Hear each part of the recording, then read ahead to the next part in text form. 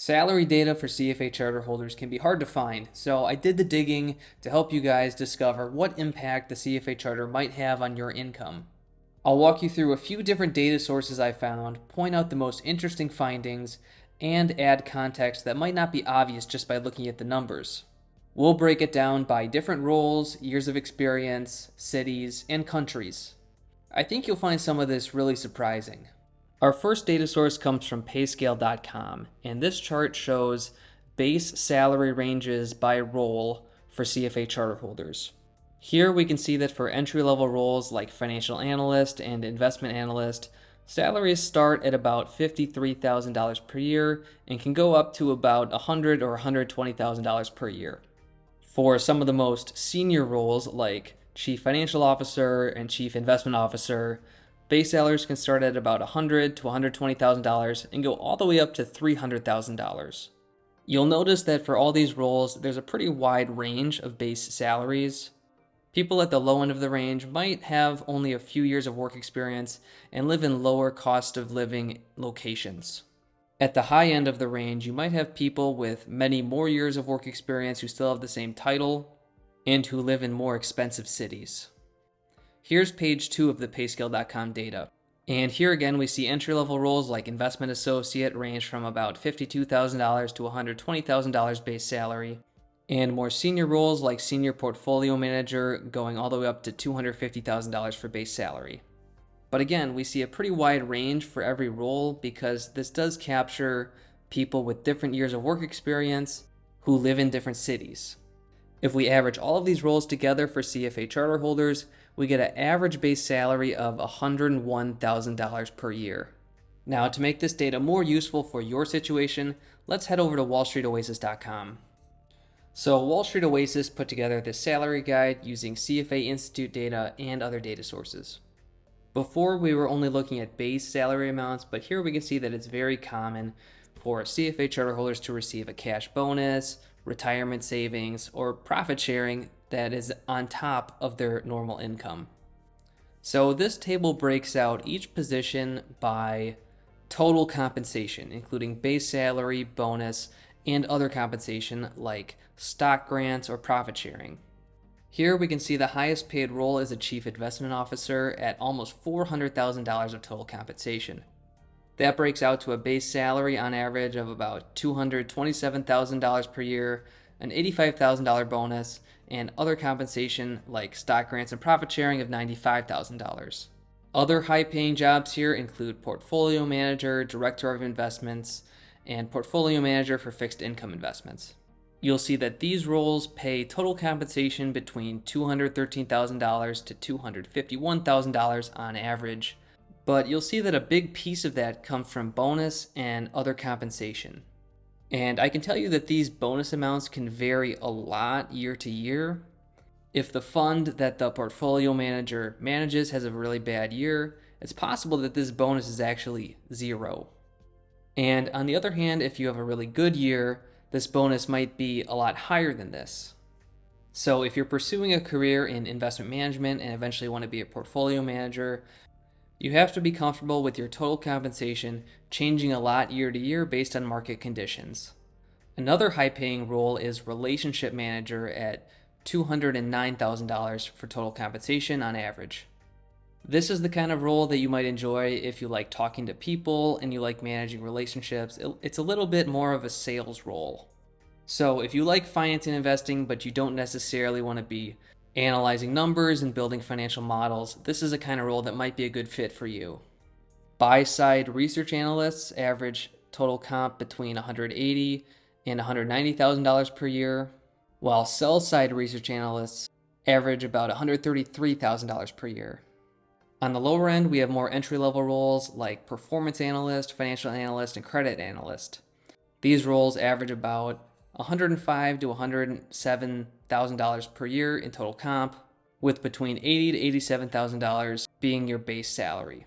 So if we remember from the payscale.com data that average base salary for all charter holders was about $101,000 per year, that seems to match this data. We have roles ranging from $80,000 to $120,000 for most of these roles, with the higher paying jobs making a lot more on the bonus. Here in the next table, we see total compensation broken out by years of experience. For those with less than 5 years of experience, total comp tends to range between $75,000 all the way up potentially to $150,000 for a risk manager, while most roles seem to be in the $80,000 to $90,000 range. When you get to 5 to 10 years of experience, total comp ranges between $103,000 all the way up to almost $200,000 per year. And when you get to 10 to 20 years and beyond, you're looking at $170,000 all the way up to potentially over $300,000 per year. Keep in mind that these are some of the most desired and highest paying roles that CFA charter holders can achieve. Now, this table breaks out CFA salary by country, and we can see that the highest paid country in terms of base salary is Switzerland, with almost $120,000 base salary on average. The USA came in at number 2 at about $100,000 per year. Many other countries in Europe and Asia range between $75,000 up to $80,000 or $90,000 per year. I will remind you that this is only base salary, and bonus and benefits are another factor that could be pretty different country to country. At the low end, we have Brazil, Russia, and India. However, there are indications that salaries for these countries could be increasing. According to this article from the Times of India, the average annual pay of a new CFA charter holder is 28.6 lakh rupees, which is about 35,000 US dollars. This article is from January 2023, which is much more recent than the data from this table, which I believe was taken from 2018. So I'm curious, if you're watching this video from another country, please let me know in the comments if the value for your country looks correct or if you think it should be different. I would be really curious to find out. When it comes to cities in the United States, San Francisco, New York, and Boston were the highest paying cities, between $115,000 per year and $125,000 for base salary. Many other cities were right around $100,000, with some of the lowest cities on the list reaching $88,000 to $92,000. Now, that data told us salary by role and by country, but how much of that was actually due to the CFA charter? And the website 300hours.com tackled this question. And they found that the CFA charter increases salary by 47%, even after correcting for increased work experience throughout the program. And the point they're making is that the CFA charter takes 3 or 4 years to complete, to pass all the exams. And so when you measure CFA charter holders against non-charter holders, the charter holder group usually has more total years of work experience. So do they have higher salaries because of the charter or because of the work experience? And 300 Hours thinks that it's because of the charter. What was really interesting to me is that they broke out salary increases by level passed. And so we can see that for the past couple years, just passing level 1 gives candidates a 29% increase in their total compensation. Passing level 2 gets you to 34% increase, and achieving the charter gets you that 47% increase. So this data seems to suggest that just passing level 1 is a good use of your time, even if you're not sure you want to finish the whole program. In the same study, they compared salary increases for completing an MBA. And they found that the average MBA gives someone a 20% increase in compensation on average.